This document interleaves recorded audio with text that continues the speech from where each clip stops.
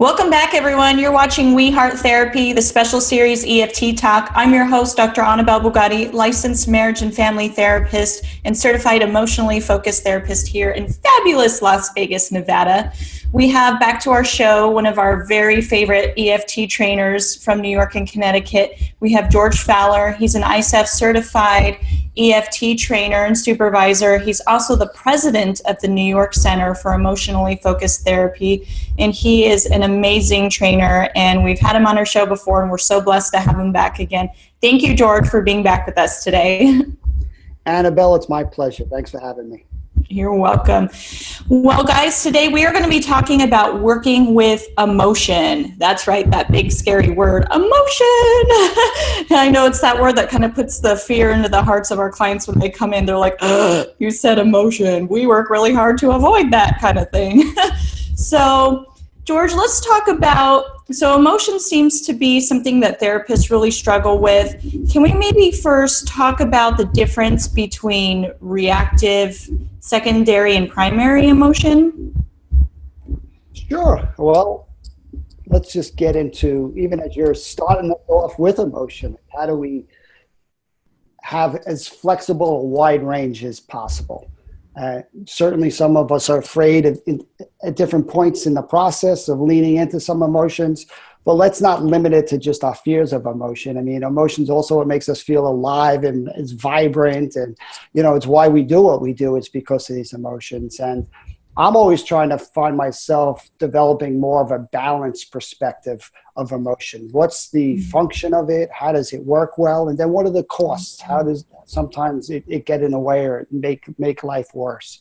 So, and I think that's most therapists, I believe, have a problem with just a basic energy level when it comes to working with emotions. It's, we see these training tapes and it always seems like the therapist is talking slow and soft, and somehow we're supposed to do that all the time. But if you look at people in the real world, nobody talks that way, slow and soft, hour after hour after hour. I mean, that's such a limited range. Yes. So I find myself, I want to go slow and soft when people are vulnerable, and I want to get more energized when people are escalated, and I want to laugh when they're in a more positive place, and when they don't have words, I want to slow my pace down. So how do I come alongside emotion in the bandwidth in which it presents ourselves, instead of just getting tunnel vision and really finding it ourselves in just a limited way? So go ahead. I really like how you said that. I notice, like you said, therapists have a hard time balancing the energy. And sometimes you see this with your clients. It's like you have clients that either have, high escalation, a lot of emotional energy, or they're completely flat and they have no energy. And you're like, okay, what do I do with that? either a lot of energy can be very scary. They're usually married to each other, right? Yeah, over-functioning with their emotion, and other people are under-functioning with their emotion. Yeah, that's absolutely right. And I think, as you said, kind of matching, and I noticed this too. I kind of did this experiment myself. I got really angry over, I can't remember what it was, but really angry the other day. And I thought, I kind of did this little EFT self of the therapist thing. And I thought, what would be really helpful for me in my anger right now? And I thought, if I had a therapist come in at me and have that, oh, tell me a little bit more about that, or you must be really hurt underneath, that I would feel more pissed off. It's what I needed in that moment most was somebody to come to my anger and say, you know what, you have a really good reason to be angry. Like, your anger is justified. And I think therapists get confused between the emotion, and angry behavior. We're not justifying angry behavior, it's the angry emotion. And that's one of those emotions that can be very intimidating for a therapist. But I really love how you talk about matching that energy. Now, can you talk a little bit more about that? Because I think I've heard a lot of therapists express some fear that if they match the energy or the spirit of how the client is coming off, that they're going to add more fuel to the fire rather than diffuse it. Right. I mean, certainly if we're going to talk about anger, safety, the EFT is all based on safety. So if somebody's anger is crossing over a line, we have to intervene as that stronger, wiser other and take control of the session. So that's anger in one extreme. But I think because of that fear of how anger can create a lack of safety. Most of us are afraid to approach it at all. And that just means then we're going to the other extreme of really not honoring the function of what this emotion is doing in the moment. So if I'm working with you and you're in a fight with your husband and you come into the session saying, you know what, he did it again. He's such a jerk. Last week he said he wouldn't and he did it. Can you believe me, George? You know, I'm not going to match your energy by saying, yeah, Annabelle, he's a jerk. I can't believe he did it. Right? The idea is to kind of just honor what the person's saying and try to bring them down. So for me to say, wow, Annabelle, that must be tough because you said last week how important it was to do it differently. You're saying George did exactly the same thing again, right? No wonder why you're frustrated. But I'm allowing myself to just get curious. I mean, that is the driving emotion of the EFT therapist. I'm trying to be open. What is the emotional signal my client is showing me right in this moment? I want to be curious. I'm not sure what it means. They're not sure what it means. The only way we're going to come alongside, I always go back to Cocoa. I do this in my trainings and people laugh at Cocoa Puffs, but it just reminds me of what I'm trying to do in a moment. I'm trying to co-regulate affect and co-create meaning. That's really what I'm trying to do to unpack experience. So my energy levels have to be close to match that affect. And I have to stay open and curious to try to make meaning. You're mad. I trust you have good reasons, but I'm not really sure what those are. Let's open up some space together and do that. So I think most therapists are really good at it in EFT with primary emotion. Right? Yeah. The process slows down. People are a little bit quieter. They're more vulnerable. There's more sadness and fear. The therapist feels more like they're doing a good job. The partner might be more open to responding. It feels safer. Step 3 in EFT is about access and primary emotion. Training tapes are all showing primary emotion. So I think it's created this misnomer that secondary is just an annoyance that you just got to put up with to get to the really good stuff. Yeah, and most hurry up and get through it. Yeah, just bypass it. They actually pay it lip service. It's like your anger makes sense, but let's get to the good stuff. Yes. When really they don't understand the client's anger at all. And what I'm saying is even if you bypass that secondary, it winds up showing up again at home when the client doesn't have any help. If you don't really understand your own anger, it's hard to have new conversations around it. That's really important. So I want to lean in right there. And real quickly, before we lean in, when we talk about co-regulating and, helping to make meaning, the use of the word co is kind of like help. We're helping them to regulate, helping them to make meaning, but they're not doing it alone. And so you talk about, meeting them in, and we're not talking about this is where I think a lot of therapists get confused is when we're talking about meeting them in the place where their emotion is at, tuning into that signal. And you're not saying, I'm not going to charge in if they're screaming, I'm not going to charge in and match the screaming. So we're not saying I'm going to match the tone or the veracity, but I might match the energy or spirit where I may give a exactly similar urgency to my voice, but not that as grandiose. And it feels like, okay, somebody gets it. Like they get that I'm angry and they're not telling me I'm wrong for being angry.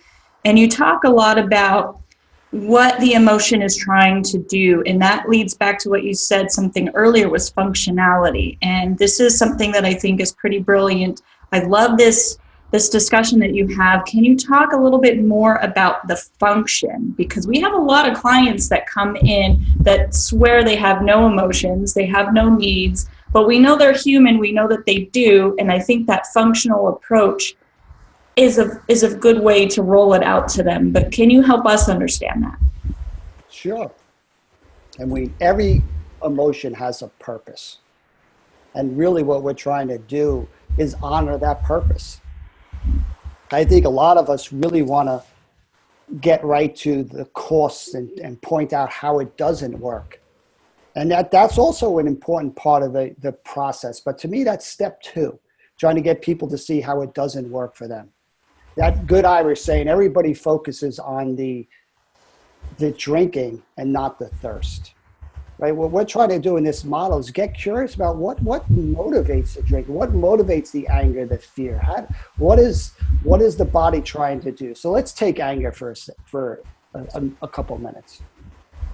A lot of people want to point out immediately, can't you see how the anger is not working for your partner? Can't you try to say it differently? You're already preaching to the choir. This person who's angry knows they want to do it differently, yet they keep finding themselves back in this place. What is it about their anger that they don't even understand themselves?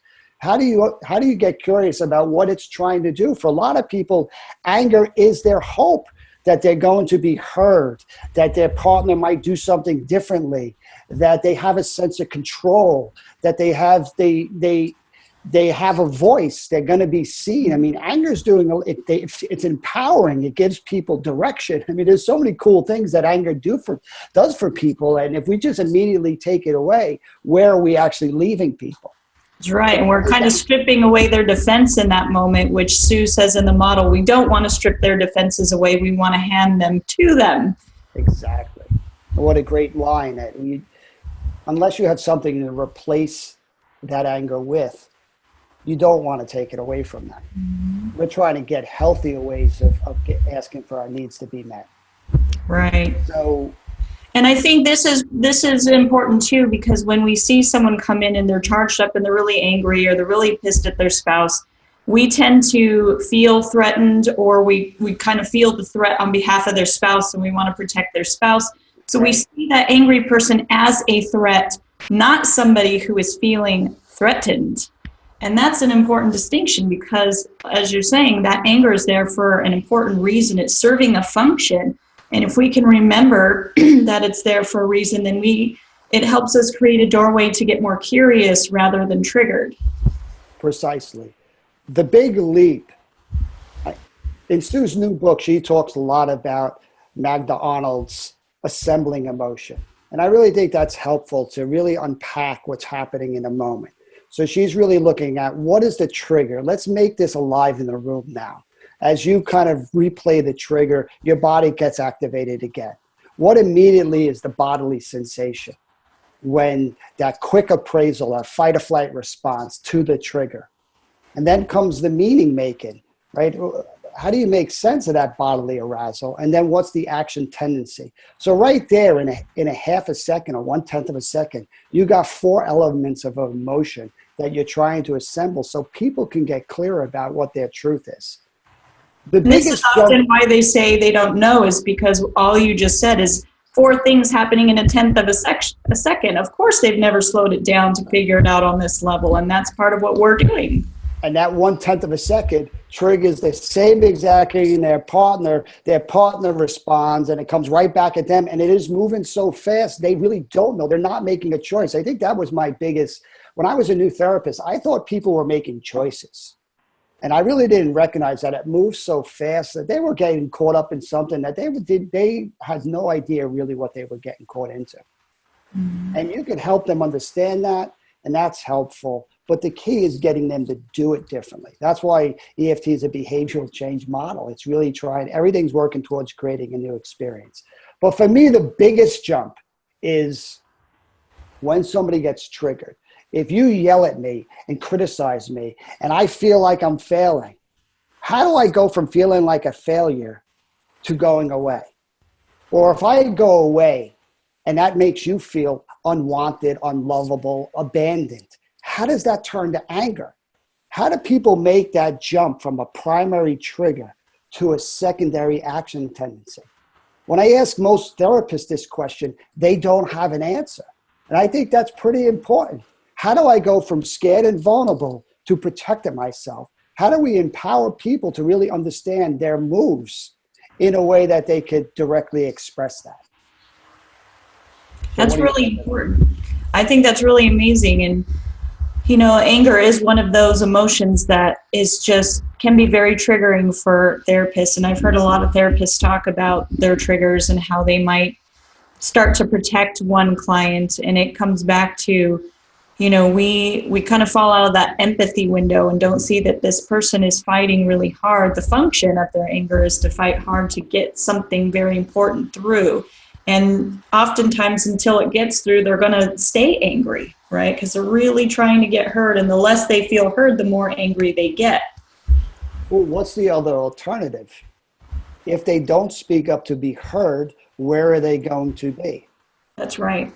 That's right. They're left in that rejected place where their partner is walking away. Mm-hmm. So that anger makes them feel like they could get a response to that place. That anger is actually their hope. It gets them away from their own pain, which is adaptive. And by the way, it also might get their partner to do something differently, which would be helpful for their pain. So going towards the anger is a big pull, because staying without the anger in the silence is actually a lot worse scenario for them. That's right. It feels like they're kind of backed into a corner in a lose-lose situation. If I say nothing, then nothing happens. I don't get a solution to my pain, but at least even if I get angry. It's worse than that. If I say nothing, not only will I be left alone in my pain, I'm going to turn on myself in my pain. Really? Where the shame's going to kick in. What's wrong with me? Why did I say that then? That was stupid. I know better. That anger then is going to get directed inwardly. So if I had a choice between sitting in silence and not liking myself, or getting angry at my partner, maybe my partner will do something differently, the anger is a much easier choice to make. Right? So how do we help these pushers, these pursuers in this case, or the angry critical person, really see what their criticism is trying to do, what the anger is trying to do? Because once they understand, it's not only pursuers, as you mentioned, who get angry. I've had some withdrawers that get pretty hostile as they're trying to back away, and they're like snapping, and it's, whoa, even as you try to get close, you just feel that sharp edge. Yeah, we all get angry. Usually the function of the anger is different. A pursuer is actually what they're asking for is help in their anger and criticism. And it's hard for withdrawers to believe that, but their anxiety is actually saying, if you would just do this the way I said, I wouldn't be feeling this way. Can you help me? Yes. Withdrawers are usually using anger in a different way. They're not trying to kind of bridge distance. They're trying to create distance. So their anger is just saying, this is too much, just get away from me. Right? Because they're looking to self-soothe. But I love your curiosity there. It's saying, what is it? How do people go from I'm failing to withdrawing? What does the withdrawing do for them? Mm-hmm. Yeah. How can that make things better by going away? So how do you answer that? How does withdrawal make sense?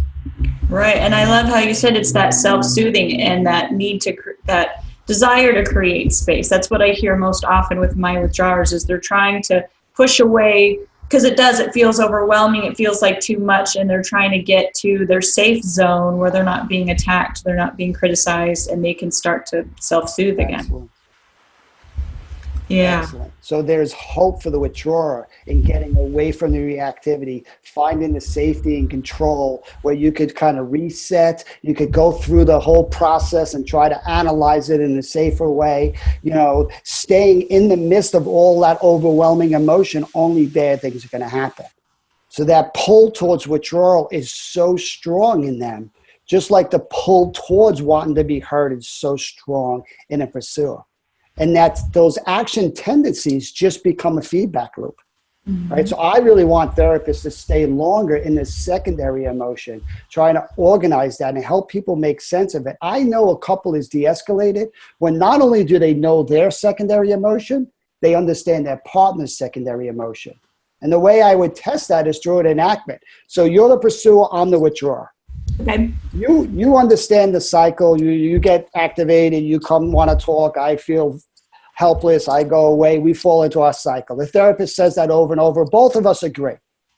Well, the real test is going to be, can you, Annabelle, tell me, George, that my withdrawal makes sense? The very thing that you hate the most, that is so painful, if you really understand my move, can you tell me in enactment that my withdrawal makes sense when you're walking in my shoes? And that's just my way of self-regulating. It's not that I don't care. It's just how I protect myself. I do this if I wasn't with you or I was with you. This is my move. Can you take it that less personal and actually say that? Yeah. Most couples can't do it because they'll look at their partner in the eyes and say, the thing that you do that hurts me the most makes sense.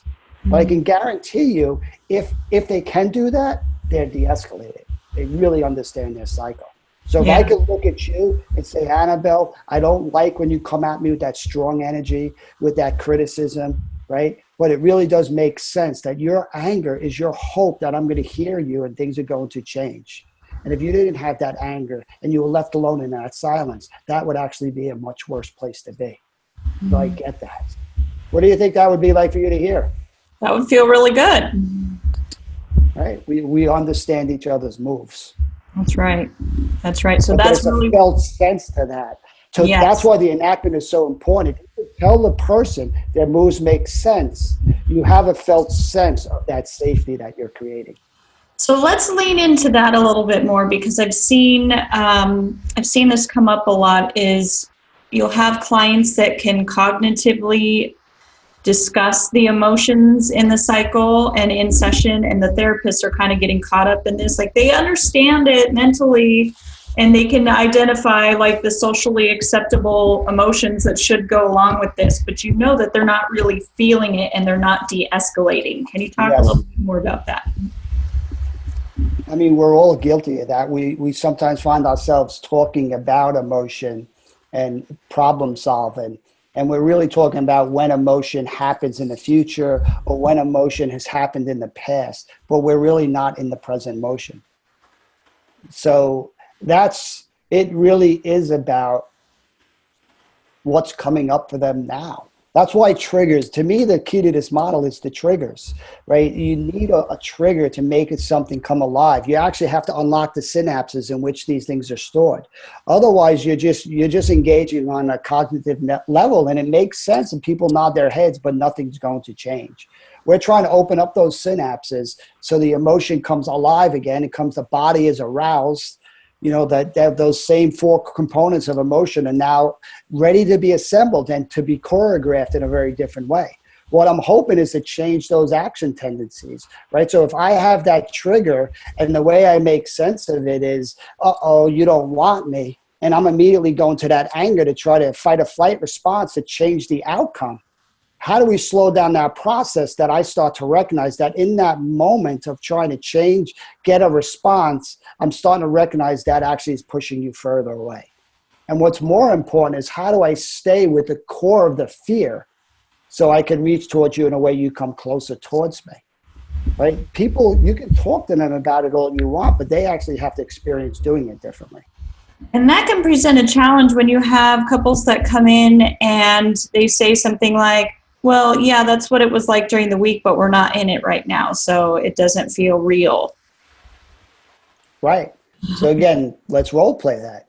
Right. It doesn't feel real. So what's that like, that, you know, you get these chances during the week to practice, but right now you don't?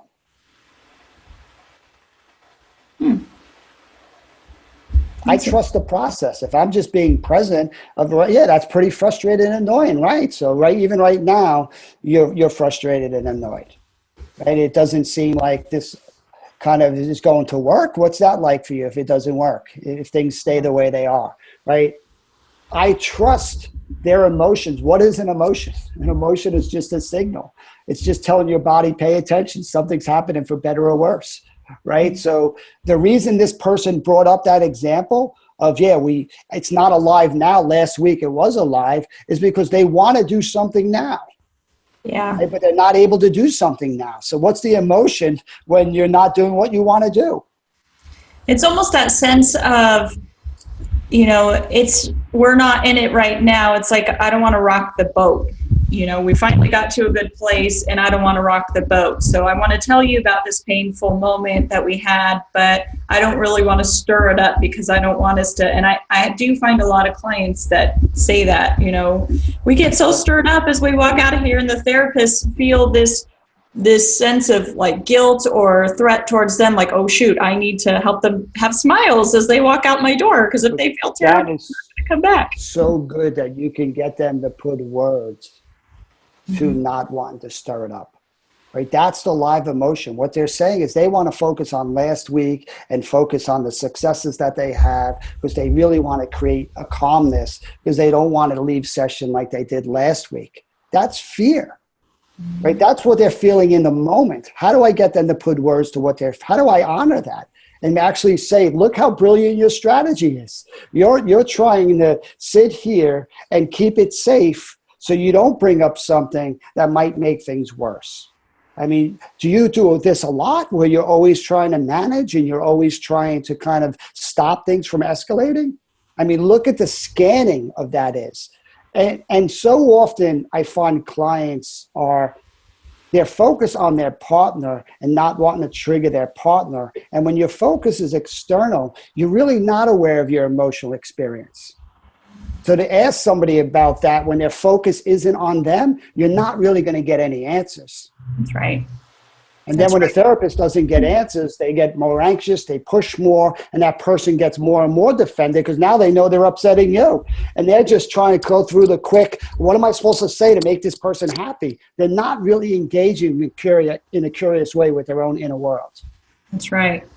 That's right. And I find, too, with those clients, you know, I'm able to have them enact that sense of fear, that sense of I don't want to stir the pot. And as you said, you know, the strategy, bringing out, hey, this is a strategy that you're using. And oftentimes I find when couples first figure out the cycle, some of them will go into this place where they're just not saying anything because they don't want to create the cycle. And that's the opposite of what we want to create. We don't want them to stop talking and not accomplish anything because they're trying to get away from those big emotions or things falling into disconnection. That's not a successful long-term strategy either. Well, it is if we make that explicit, right? If we help them make explicit their moves. To me, this model is all about blocks. It's all about what stops this natural process of seeing each other and responding to each other. What you're saying is a great block. Like, I'm afraid that this thing's going to escalate, but I can't talk to you about my fear because that's only going to lead to escalation. I'm not even aware of my own fear. All I know is that if somehow I keep the temperature low, things are not going to explode. So if you lean into that the function of that block, like, why is this person now not going in the direction I want them to go? I want them to go into their emotions. I want them to go deeper. I want them to share with their partner. And basically what they're saying is, I don't want to do that. So that's the block. The block's going to really show us the direction that the process needs to go if we just trust the blocks and we're able to lean into them and catch that. So you could try to push somebody who doesn't want to talk, or you could get curious about the good reasons they don't want to talk. That's right. That's right. And that's the important part, is helping therapists to recognize when your clients figure out the cycle and they start trying to, oh, I'm just, you know, stop saying as much, or I'm not as critical because I don't want to set off my partner, you know, call that out onto the carpet. I always say call it out on the carpet like we're in show and tell. You want everything out in the middle of the room for everyone to see and talk about and make sense. And, you know, because the real secure strategy would be we can see each other. We don't have to hide. We don't have to shut down. We can be open. And if we're shutting down because we don't want to trigger our partner, that doesn't, long-term, isn't going to create a good strategy either. But bringing that out and making that explicit, as you're saying, is this is a new strategy. Let's talk about this and see that as a block. And I think sometimes therapists don't recognize the blocks as they're coming up. And some clients are very crafty in the way they throw blocks out at you. And it feels like they just kind of Houdini'd you and like they just did a Jedi mind trick. And you're like, wait, how did we get there? I would trust, and this is the big part of what I'm trying to do in my trainings. I'm really trying to change relationships, a therapist's relationships, to blocks. Most of the time when they come for us in session, it's bad timing. And the therapist sees them as resistance or something bad, and then they try to work around them or talk them out of it. They don't recognize that mistrust showing itself in that moment is precisely where this couple or that individual needs to go. The block is gold. The block is the very thing stopping couples from having the safety and security that they need. But this process is riddled with blocks. If I'm trying to work with you, you're not going to want to let me come close to you. Right? Because you have a lot of mistrust for good reasons. And even if I get past that block and we get into a place of attunement, you're not going to want to go deeper because your body hasn't had great experience with vulnerability. And even if I work through that block, then I'm going to try to get you to share it with your partner. You're going to be blocked there. You're not going to want to share it with your partner. I work through that. I slice the dinner. I finally get you to take that risk. Then your partner's blocked and doesn't know how to respond because they don't trust it. Right? And then I work with that block. I get them to respond. Then you don't trust the response that your partner gave you. So these mistrusts are throughout the process. The more as therapists, we can say, here it comes. another block. Of course, how could you not? And we honor the blocks. We make them explicit, exactly like you're saying. Now these clients have much more of a choice to say, I get why I'm trying to do that. Wait a second, but that might not lead me where I want to go. And they have power over working through their blocks. Yeah. If we just bypass them, and I used to do this all the time as a new therapist.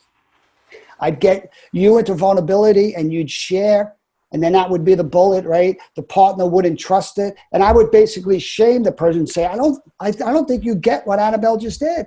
For the first time ever, she's sharing her vulnerable place. And you're not responding. Bad job. Let's try this again. And this time I'm going to help you respond. And that feels good if I can get them to respond and you feel better. But all I've done is bypass this block. That part of your partner that didn't trust it. That's really important stuff. How do we start seeing these blocks as where the work needs to go? I love when you said that. This guy goes intellectual, and before you know it, I find myself lost, and he just exit the process. And I want to, get curious about the function of that exit. How did that just work? Yeah. I had a guy, just a session before you, where I was trying to withdraw. I was trying to get him focused on his emotions, and he don't want to focus on his emotions. And I'm very explicit about that. I get you don't want to. You haven't had success. We need to tolerate, blah, blah, blah. I finally get him into a place where he starts talking about how helpless he feels. And all of a sudden he goes, you know what? I got to go to the bathroom. I swear to you, I'm going to pee my pants if I don't go to the bathroom. I'm like, no problem. Get up. Bathroom's right there. There he goes. Right. But that wasn't him trying to be difficult. That was his body just tolerating what he can tolerate. Mm-hmm. Right. So when we honor that, he came back and I was like, whoo, that was good timing going to the bathroom. I mean, that really turned down the emotion. You're so good at turning down the emotion because that's what's safe for you. So I so appreciate how you were able to do that. Years ago, I would have seen that as, this guy's crazy. Like, what is wrong with this guy? He just don't want to do emotions. And I would have got annoyed and frustrated by that. That's right. That's right. So you're saying a couple of things that are really important. I love that EFT has this theory of resistance that I think just, EFTers are masters of empathy. And I think that's what EFT's model teaches us by looking at the blocks. When a block comes up, EFT teaches us, what does that say? It's information, right? Other models would say they're resistant, they're being difficult, they're digging in, they're in pre-contemplation. Get that out of here. Because all that does is just, dismisses their human experience, right? They're giving you vital information where other models, you'd see that as resistance and you'd get stuck there and you'd kind of be in like this power struggle with why doesn't the client change rather than recognizing, okay, they're bringing something to my door that I need to work with. Let's figure out how to work with it. This block is here for a good reason. And in EFT, resistance is all about we're asking the client to do something they're not ready to do. We might be asking them to bite off a chunk that's too big, so we slice it thinner, and we may have to cut it down till it's just a little crumb, but if that's all that's edible for them, then that's okay, and that's information, and we got to attune to them. I think this is too, with other models, they don't teach attunement like EFT. Instead, they get quick to push the client towards you need to be in this spot, and this is what change should look like, rather than meeting them where they're at and recognizing if you can't bite off this big piece and I need to cut it down, slice it thinner till all I have is a little sliver, a little crumb, that's okay. And we're going to work with that. And if we work with that and give it permission, it'll be easier for it to go. But I like, too, you said something else about, when some of our clients... Sure. Can you hold on to part 2 of that? Yes. Because I want to highlight what you're saying. For me, it's even more important than just slicing it to what they can tolerate. It's in being able to tolerate it. They have an experience of success in areas they normally never have success. That is what's crucial. If I can't respond to you because I don't trust it, and you really honor my mistrust, and you get me to share that, and I'm able to say, I really wish I could respond to you, but it's so hard for me because I just don't know what to do, and I'm not really sure what to do. And you get that? All of a sudden, I've had experience with I've had success sharing my mistrust. We're trying to empower people to understand the good reasons they don't have a capacity or they can't take the risks. You know, when you give them that permission, they start to have success with their own blocks. They have more choices over, do I want to lower them or not? So I love what you're saying, and it's so important to this work. If we bypass all of that stuff, we send couples home and those blocks just reemerge. And a lot of models are good at this. They work around the blocks. You know, we coach people into their vulnerability and they respond to each other's vulnerability, and that creates a safety and security, and that's really nice. But if we've done that through going around the blocks, those blocks usually emerge outside of session. EFT is so special because we work through blocks. We're looking for opportunities for them to show themselves in the live process, and we work through them. That's right. And I think some therapists, that was really good. Yeah, thank you. I think some therapists struggle with recognizing what's presented to them as a block, and going cognitive is one of those strategies. And I have a couple clients that have ADHD, and this just reminds me too, at the summit we had a presenter who talked about attachment therapies for anxiety, and how, you know, people with anxiety will often use rapid thoughts as a way to avoid their emotions, right? And so if you use like CBT, you're just enabling the process. And so helping them go into their emotions is important. And you see this in session where you'll try to get somebody who's not used to going into their emotions to start talking about it. And you'll get them there for like 2 seconds, and then all of a sudden they'll notice like the clock on your wall, or they'll, oh, I'm sorry, I just like dinged my pants, or, you know, they'll just quickly change session, like, ooh, a shiny object over here, you know, and they run away. And that is information, you know. Their inability to stay where you want them to stay is a signal, right? And rather than getting anxious as the therapist and trying to push them into, hey, knucklehead, get back here and do what I want you to do, you know, it's like, okay, something's going on here, right? He just exited, or she just exited. What's going on? Like, this is a block, this information, something hard. And we can stay in that empathy window and get curious about and say, okay, what just happened right here? I noticed as you talked about your emotion, you quickly went away. Yeah. And I don't want to put too much pressure on therapists. I mean, when we're on top of our game, that's what we do. We lean into the blocks. But there are a lot of times where the blocks are just bad timing. You know, we're going to go into lecture mode, give advice. I mean, we don't have to be perfect here. These blocks are going to keep showing themselves. You know, I always go back to, if I attune 33% of the time, I am going to have a secure attachment. I'm going to be that stronger, wiser other. So I don't want to have this pressure like this stuff's easy. You got to, when that block comes, you better run for it and kind of lean into it. Right. You know, maybe you're trying to do something else and your focus is different. There's lots of reasons, but I want therapists to be more tactical, to say, all right, that block came. What is my focus in this moment? Was I trying to work with you when your partner jumped in with his block? Do I want to switch gears and transitions to that block? What am I going to do with you when I leave?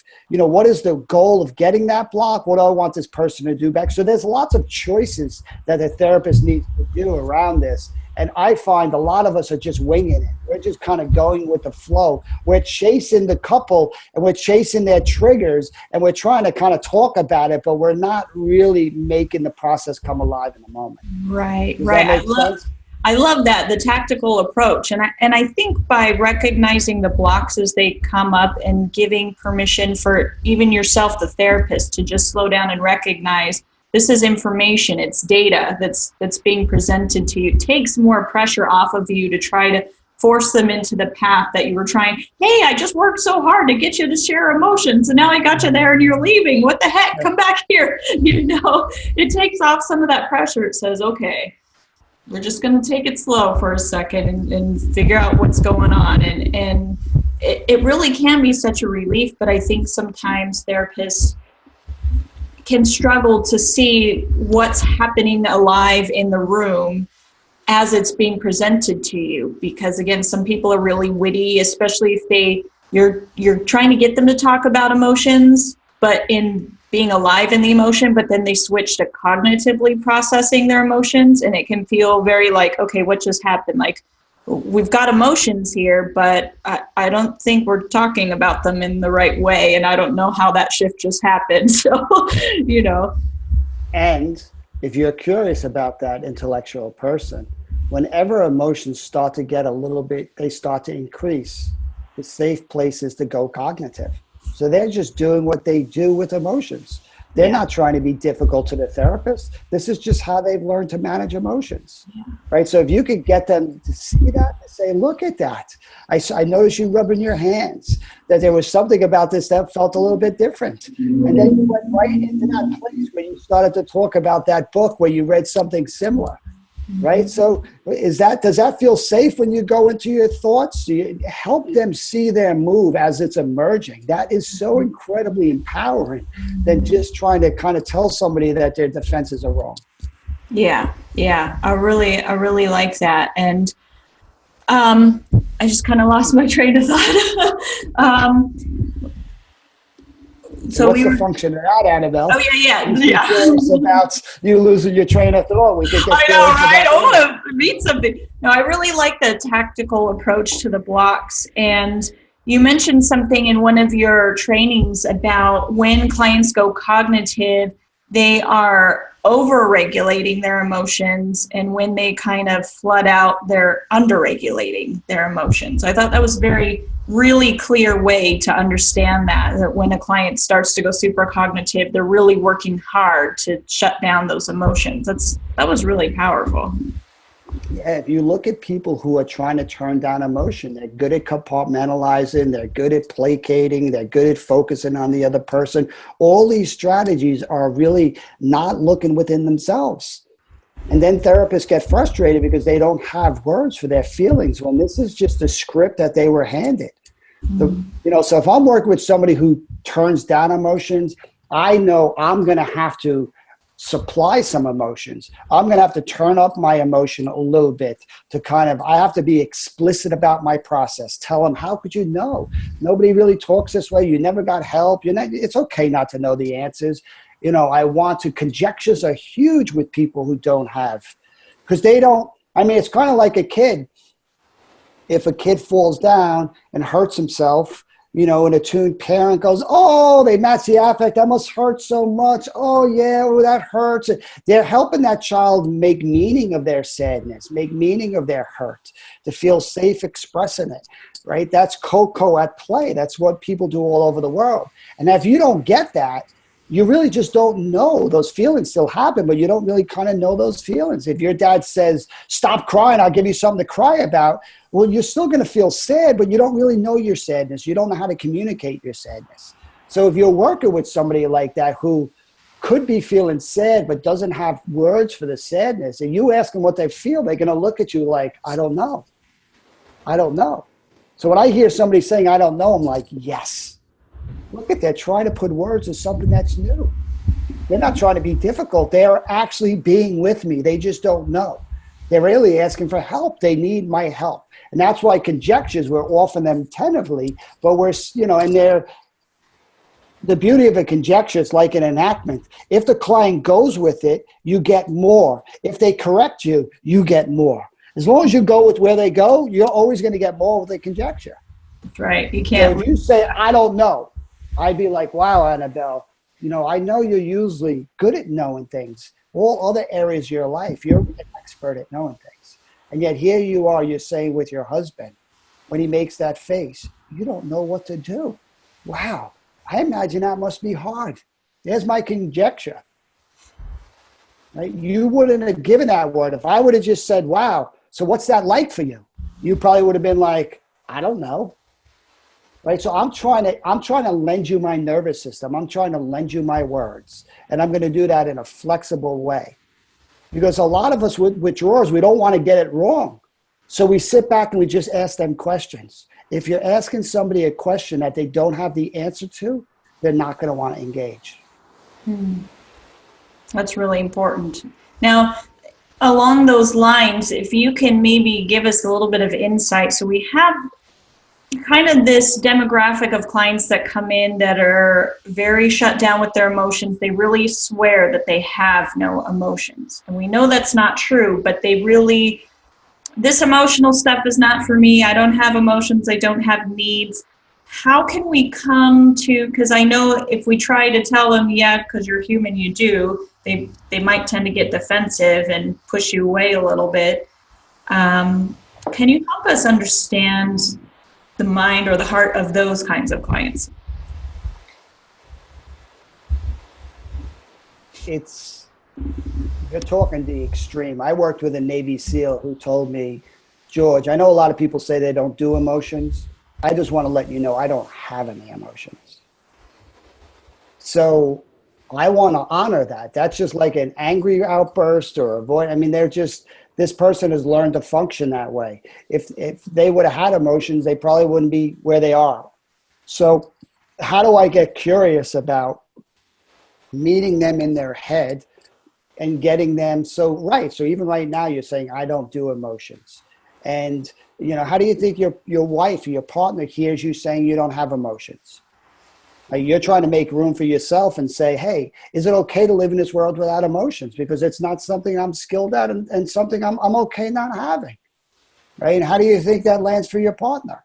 And you're just trying to kind of use your interventions to start opening up some space for this person to say, you know what? Yeah, it's kind of frustrating. It's kind of hard. It's kind of difficult. It's kind of challenging.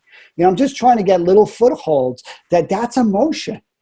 This person doesn't need to say their emotion, but to say something's hard. I can see them looking up. I can see them trying to figure it out. I can be like, even right now, I can see how hard those wheels are spinning. You're trying to come up with an answer. What would happen if you don't come up with an answer? And you'll see them go, oh, no, I got to come up with an answer. What is that? That's emotion driving that. If they don't come up with an answer, that's going to create more anxiety. They just don't have words for it. So it's really about kind of, they have emotion. Mm-hmm. You're just a translator. You're trying to translate their own signals to them. Not only their partner. Most of the time we're racing to get to the partner. But you're literally trying to help these people who have not had cocoa in their lives to translate what is happening in the moment. Because if your focus is outside of you, if your focus is this client is saying, what do you want as a therapist? And what does my partner want to hear? And that's what I'm focused on. And I'm not focusing on myself. Even as a therapist, I see them trying to anticipate and trying to give answers. That's emotion that's driving that. They're wanting to get it right. What's the emotion that comes with that? They're not able to get it right. What's the emotion that comes to that? Yeah. But most therapists want to go too fast to, that must be lonely. That must be like you're a failure. I mean, these are two big emotions, right? So we want to start off with, wow, that must be challenging. And well, you don't know. You're good at knowing. That must be hard. These are like simpler words that it's easier for a person to say, yeah.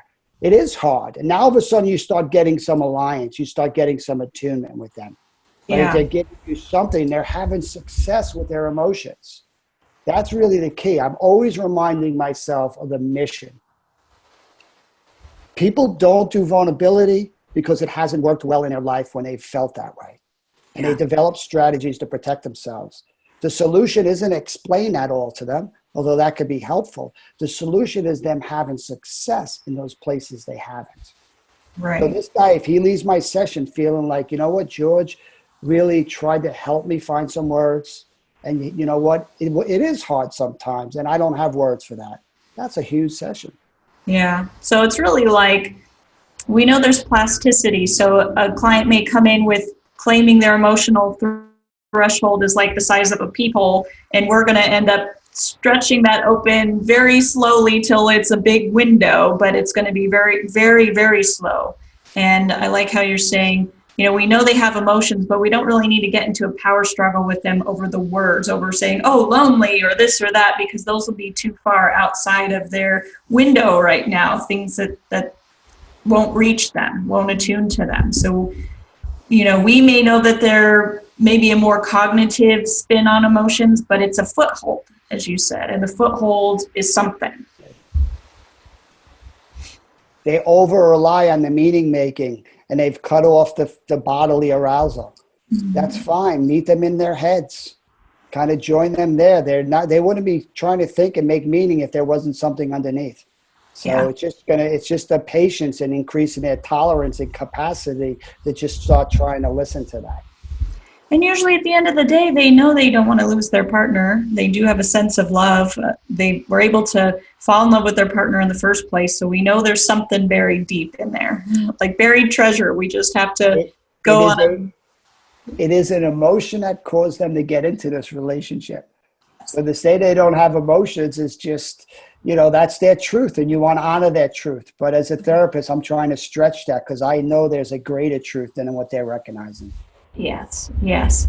So before we close for today, there's one last little bit that I thought of that might be important. And this is one part of therapists that are withdrawers that become EFT therapists and really struggle with emotions. And this isn't just anger, this is also like deep sadness when the clients start to kind of emotionally bleed out all over the place. And they've got sadness, they got tears, lots of pain.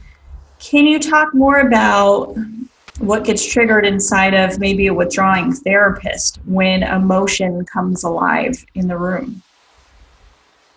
Right. I mean, I give therapists the most amazing amount of credit that, especially when you don't have success or secure attachment, you're trying to give people something that you haven't received yourself. I mean, if that's not love, I don't know what is. So if you didn't grow up in a family that did sadness, if you always left alone in your sadness, if you learned to self-soothe and to go to these strategies of going cognitive to kind of deal with your sadness, then wouldn't it make sense that when other people's sadness gets triggered, that starts to come up for you? That's so human. And then therapists feel like they're failing and beat themselves up more, which just reinforces, those action tendencies. So I find, really, as a supervisor, trying to honor why therapists struggle in certain areas is really important, to get them to see their action tendency, what they do, and how that has kept them alive, and to appreciate that. And then to try to help them lean in a different direction, right? And to do that, they have to really explore parts of themselves that usually get hidden. Yeah. What is empathy? For me to feel with you, I have to be willing to feel it too. Mm-hmm. If I've dealt with my own sadness by hiding it, if I want to be with your sadness, that's a problem for me. So the cure is that therapist has to actually open up space for their own sadness. Mm. That's so powerful. That really touches me too, because I've started on my supervisor training and I've seen this come alive for quite a few of my supervisees, or even in the trainings. You have people who are like, I don't do emotion very well, and it's always been a struggle when my clients start to show lots of tears. I don't know how to come to their sadness. I don't know how to provide comfort or what's appropriate or what to do with this. Yeah. If sadness means in your own personal life you're in trouble, if someone else's sadness means you're doing a bad job, that's what your body knows. And then you see your client's sadness, and all of a sudden it's hard to lean. That's not you being a bad therapist. That just means you're a human being. Mm-hmm. And you need a supervisor and colleagues that come alongside you and say it's okay. The good news is you can learn how to do that.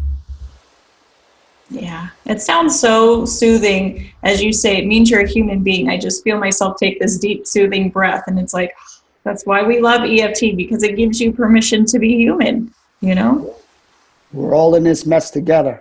That's right. If you're able to honor your supervisees who talk about it. I mean, that breaks my heart that people learning this model who struggle because they have good reasons to struggle, given their own family of origin stuff. And then because of that struggle, they think they can't do this model, or there's just something wrong with them. When no, they just haven't had the help that they needed. The good news is it's never too late with that neuroplasticity. It's never too late to have success in these places. And if that supervisee who doesn't do sadness actually can do sadness in her personal life or his personal life and have success, it is so much easier to do that with your clients. Yeah. That's so true. Well, George, you're amazing. I think everybody who sees your videos or attends your trainings knows that. So tell us so you have some books coming out, or you have some books that are already out. You have some trainings. Can you tell us more about what kind of training materials and books you offer? Yeah, we have excited. We're coming out in a couple months. The first family book. It was delayed. It was supposed to come out last year, but that's with a great team and Jim Furrow and Lisa and Gail and Sue and myself. And I think that's really going to revitalize the field of family therapy. Most people don't want to do families because they don't know how to keep a focus. So I think this is really going to help. My book, Sacred Stress, True Connection, just all similar, just really trying to help people get better at connecting. But if people want more information, I'm redoing my website now, georgefowler.com, or we'll have my trainings listed and different resources. But it's an exciting time for EFT. I mean, this world needs it now more than ever before. We're more polarized and reactive and isolated and lonely. And we have this beautiful model that bridges truths and helps people come together. So, as many people that could join us on this mission, we need the help. That's excellent. And now if folks would like to maybe contact you and see if you have availability to come to their area and do a training, you'd be open to that. Yes, a crazy schedule, but this is fun stuff, and it's always good to get people excited. And when you can impact a community, I'm really passionate about that. So yeah, you can give me an email. That'd be cool. So should they contact you through your website, or do you have an email address? Okay. Yeah, through my website would be great. Okay, perfect. So georgefowler.com, and we're going to put a link to that in the description for this video. And also, some of your trainings are posted on the ICEFT website. That's ICEEFT.com. So make sure you guys check that out for a list of trainings. You can follow George, and you're all over the country, which is exciting. And you offer actually a variety of trainings, not just on working with emotions and highly escalated couples, which is one of our favorites, but you also do some family training too. Yes, you got to keep yourself fresh and always doing new things, right? Otherwise we get stale. So yeah, a lot of great trainers out there. Welcome to the family. Excellent. Well, thank you again so much, George, for being with us today. We really appreciate your time and your expertise and just so much knowledge and wisdom that you have for us. Guys, make sure you check out georgefowler.com or ICEFT.com, or check out both, actually. And if you haven't become an ICEFT member, make sure that you join. It is completely amazing and worth it, and you get access to all kinds of benefits and discounts.